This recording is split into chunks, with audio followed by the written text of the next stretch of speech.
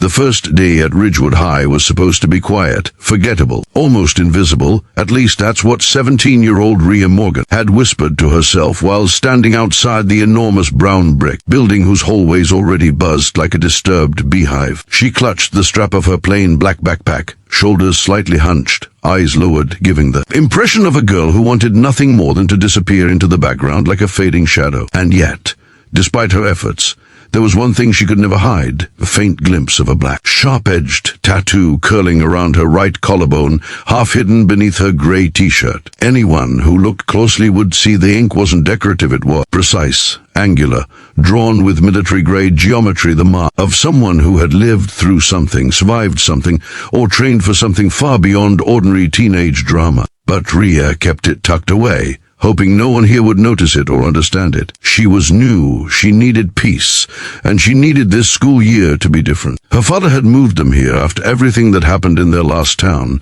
and she had promised herself that she would stay calm, keep a low profile, avoid fights, no matter what happened. But trouble has a strange instinct. It can smell quiet people. It hears silence like a challenge. The moment she stepped into the long main hallway walls, lined with trophy cases, posters, locker rows, stretching like metallic ribs, she felt eyes on her.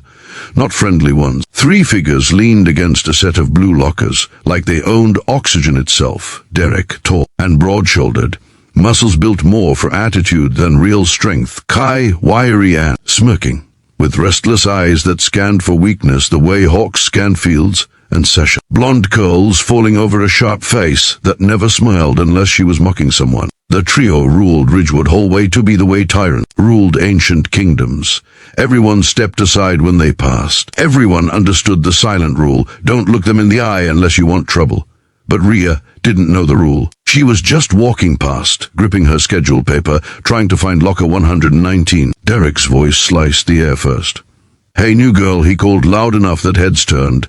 Rhea didn't stop, didn't respond. She kept walking. Derek pushed off the locker. I said, "Hey." Still nothing. This irritated him. Bullies expected reactions, fear, nervous smiles, stammering apologies. Silence was the one thing they couldn't handle. Kai stepped forward and blocked her path. "Where you rushing, ghost girl?" he sneered. Rhea finally looked up, calm and expressionless. "I'm trying to get to class," she said softly. Sasha folded her arms, eyes sliding to the faint tattoo near Rhea's collarbone. "That ink," she said with a fake gasp. "You think it makes you tough?" Rhea's pulse skipped, but her face remained blank. "It's just a tattoo."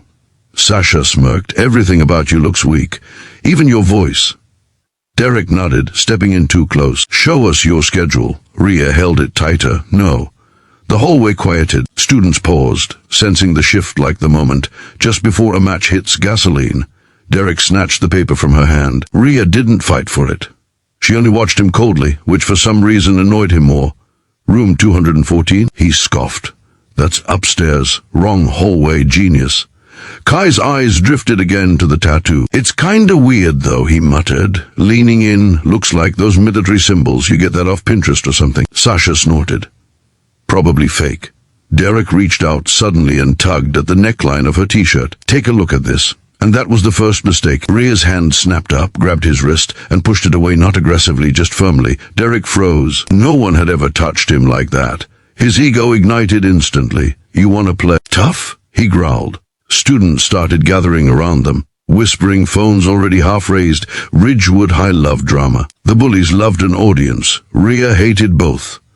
"I don't want any trouble," she said quietly. Derek shoved her shoulder. Too late. She stumbled one step back, but regained balance smoothly, too smoothly, with the kind of trained poise that fighters had. Kai noticed. His smirk slipped for half a second. Then everything escalated at once. Sasha stepped behind Rhea and yanked the strap of her backpack so hard it spun her sideways. Derek shoved her chest. Kai kicked her bag. Some books scattered. A locker door slammed somewhere. Someone gasped. Someone laughed nervously. Rhea clenched her jaw. She tried one last time to de-escalate. "Stop," she said firmly. "I'm not fighting you." Derek snarled. "You don't get to choose." He shoved her again harder. Rhea hit the lockers. Pain sparked through her spine. The crowd murmured. Some looked concerned. Others watched like it was a show. Sasha grabbed Rhea's arm to yank her again, only this time the sleeve of Rhea's t-shirt slipped slightly, revealing more of the combat tattoo. a black blade intersecting with 3 sharp strokes, a symbol used in elite self-defense academies, a mark of someone ranked, someone trained, someone dangerous. Kai's eyes widened. Wait, I've seen that symbol before, he muttered. Derek didn't care. Who cares? Let's teach her her place. He grabbed Rhea by the front of her shirt and pulled her toward him. And that was the moment the tattoo finally spoke louder than words. Rhea's mind flipped like a switch. Not rage, not fear, just discipline. Controlled instinct. She inhaled once, her eyes sharpening, her shoulders settling, her stance lowering just half an inch a shift. So subtle most kids didn't notice, but the few who knew anything about fighting felt the atmosphere change. Derek didn't. He only felt her hand suddenly clamp around his forearm with steel precision. Before he could process anything, Rhea twisted, not wildly, not angrily, but expertly. Derek's wrist bent into a controlled lock that forced him down to one knee with a grunt of pain.